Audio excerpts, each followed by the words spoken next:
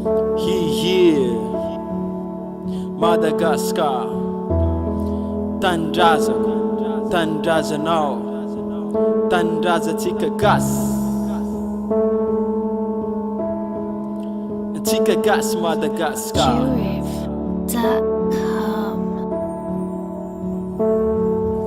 Madagascar tandrazako malalako Siuji hamity sady koa tsy atakalako na maro firenena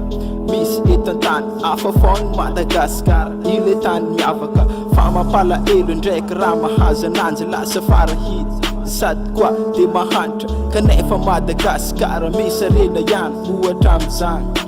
arena kibon-tany matonga ananjy hatram'izao tsy mety tafaboaka reo mpagnano politika tsy mitsinjo ny vahoaka fa de faly ameno posy faly ande handropa karary ny fiainan'ny malagasy lasa korakora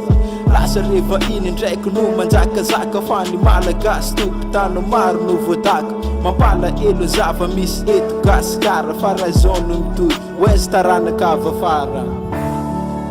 mangataka aminao Zagnahary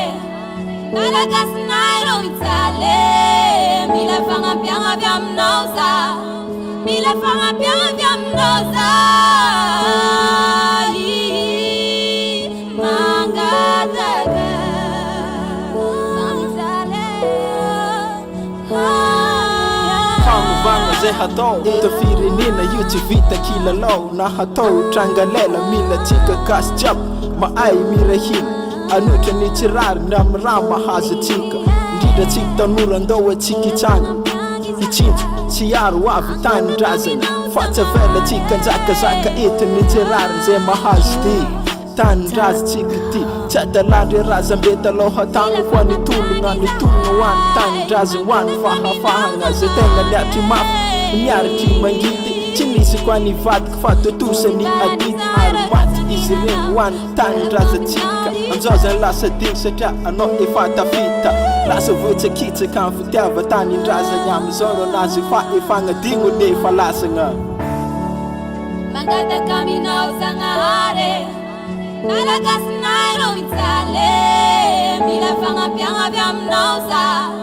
mila fagnapiagna avy aminao za mangataka famitsale mangataka aminao Zagnahary Malagasy nairo mitsale mila fagnapiagna avy aminao za mila fagnapiagna avy aminao za